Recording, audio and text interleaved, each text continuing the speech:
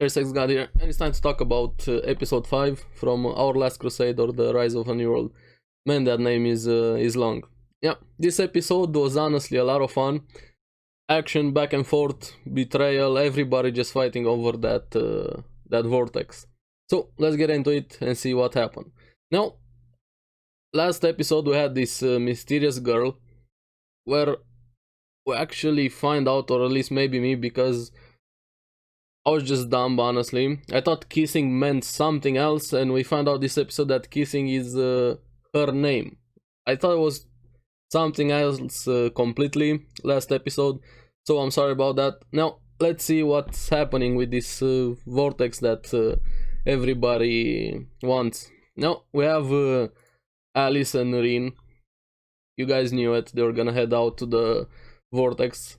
And they reach the outpost of the Nebulis, and they meet up with the Masked Lord again. He, of course, is playing innocent, pretending he's gonna do everything for the Nebulis sovereignty and so on, just to leave everything to him.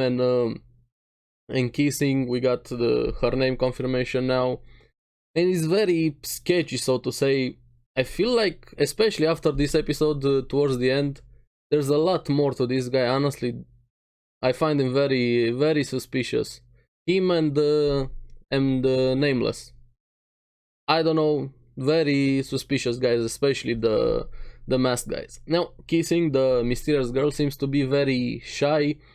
She's not very talkative, and when she talks in phrases, so to say, sort of like a robot, big spaces between her words.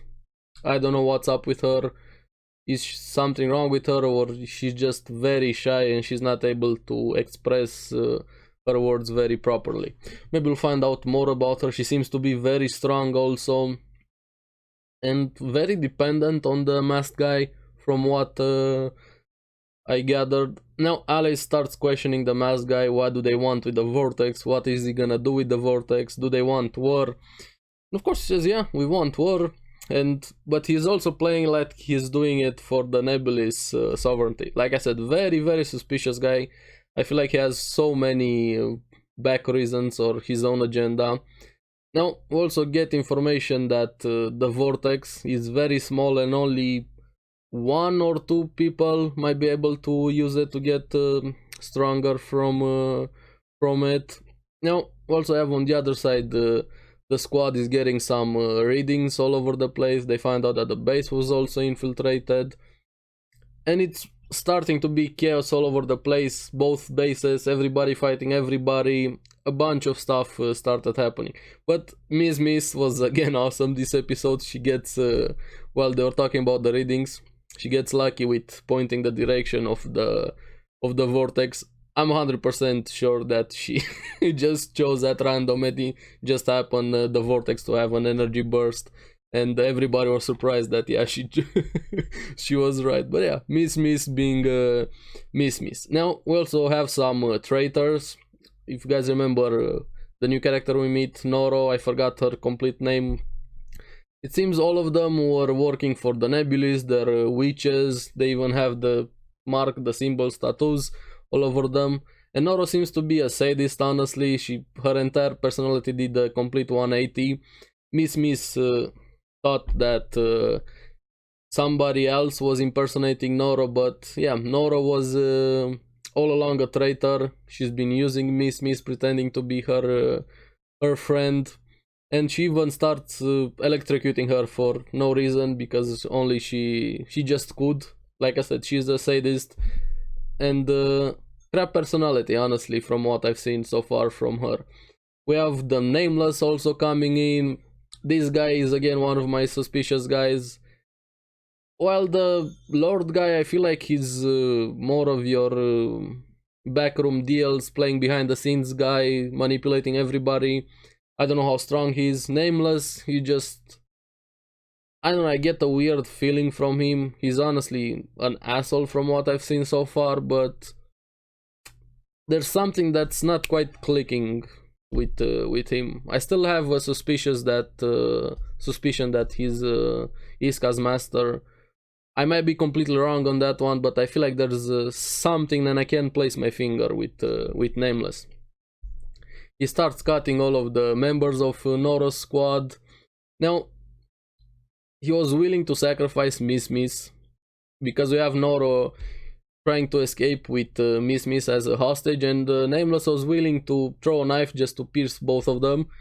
Iska stops the attack from and he actually saves Mismis. Again, of course, Nameless starts playing the card that he said nobody get in my way and so on. And he's your atypical, so to say, narcissist from what I've seen. He knows best, he's always right, he doesn't do anything wrong, everybody should listen to him, and so on. He also says they're gonna bomb the Vortex now that's in it is in Nebulous hands.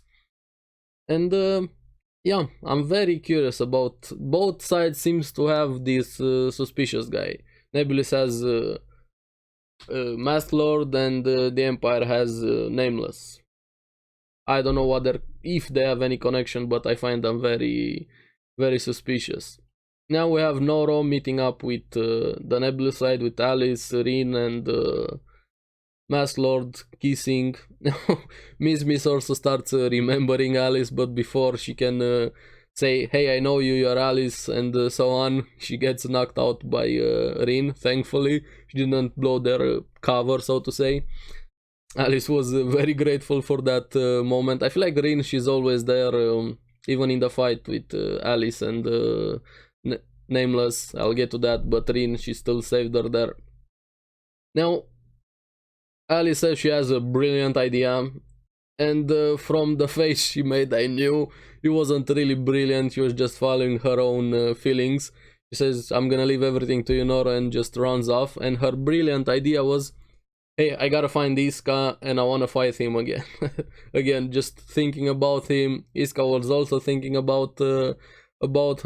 Now, we finally have the squad finding the Vortex base, but it seems Nameless launched the rockets faster. We have a small one, just a calibrating rocket, so to say, hits the base. So we see Noro, like I said, she's a sadist, has Mismis on a leash, because why not?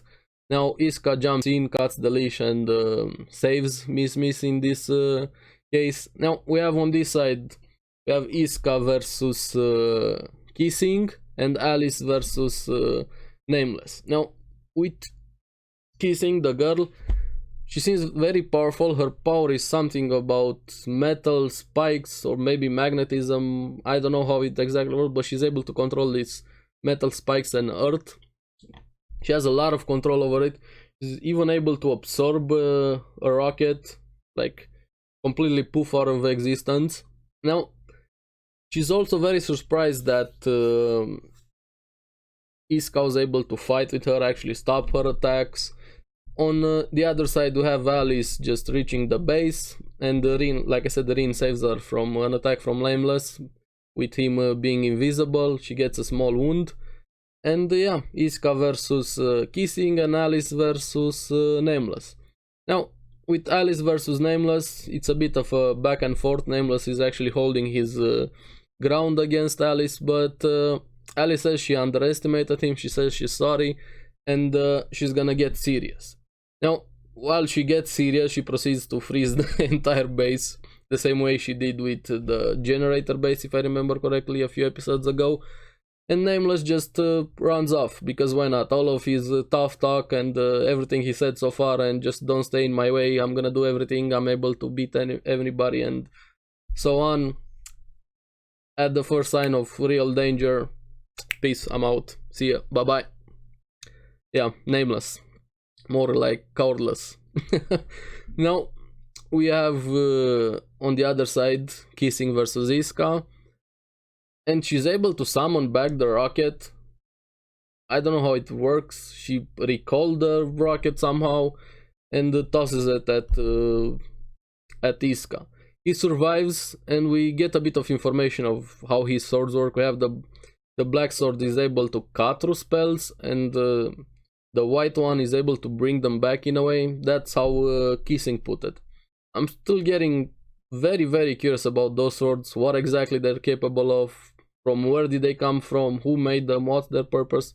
A lot of questions about the swords. Now Iska is also trying to, I feel like he's trying to save Kissing, not just going for the kill and just beat her, because he asks her, who taught you to fight in such a reckless way and put yourself in danger while you're fighting? Because she was indiscriminated attacking, not worrying about her well-being. She was fighting like a robot, like a killing machine, not as an actual person. I feel like there's something more to Kissing, especially by how she was fighting. She even had a moment of hesitation there right after the question.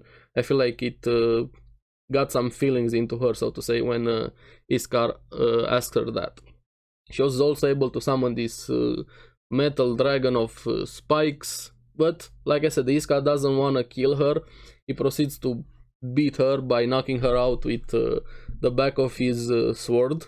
But before they can take a breath, so to say, recover from everything, we have the Masked Lord actually stabbing Iska, but Iska is able to avoid fatal damage just thanks to his reflexes. Even the masked guy was surprised, and this is where it turns a bit worse, because the masked guy is there to take Kissing away, and just to give himself time to run away, he throws Mismis in the Vortex. Now, of course, Iska jumps in after her. He catches her right as they were falling. Alice also behind them, jumping in. And I liked her reaction. She wasn't mad that Iska jumped in. She wasn't mad about the Vortex. She didn't care about anything else. The first thing she wanted to know was, hey, where were you? I was looking for you all over the place just to find you. You weren't there. What were you doing? Yeah, her priorities are in the perfect place, honestly. She knew what she wanted, and she went for it. Even Iska was surprised over there. Now, she says she's gonna help them with one condition. After this, they have to fight. Now, of course, Iska agrees. Why not? She proceeds to make ice stairs, and this weird voice says something. I have no idea what she said. Don't even know what language it was, and we find later on it was an astral spirit, and the Vortex detonated or released a bunch of energy and just splits them up, so to say, throws them in a different direction. Now, I don't really know what the spirit wanted. Maybe it wasn't their time, so to say, to meet up, or I'm curious about that spirit, what exactly it wanted and why it intervened, or who was it exactly. Maybe we'll find out moving forward, so to say. But yeah, overall a fun episode, a lot of action, so to say. So many questions about the masked guy, Nameless, the Vortex also. Yeah, I'm curious where it's gonna go. It seems a lot of betrayals moving back and forth on both sides, honestly. And not a lot of unity on either side, because the Nameless was just doing his own thing. On the other side, we have the masked guy not reporting to the royals. There's so many stuff happening behind the scenes, like I keep saying every video. I really hope the big reveal of this war, or what exactly happened, is gonna pay off when we actually find out the reasons behind this conflict, so to say. So yeah, let me know what you guys thought about the episode. I'm very curious what you guys think in the comments down below. So, thank you for watching. Keep enjoying Our Last Crusade and The Rise of a New World. Man, this name is so long. I need a short term for it. So, thank you again. I'll see you on the next one. Remember to like and subscribe. It really helps me quite a lot. And you guys get the latest videos on the series I follow. Bye-bye.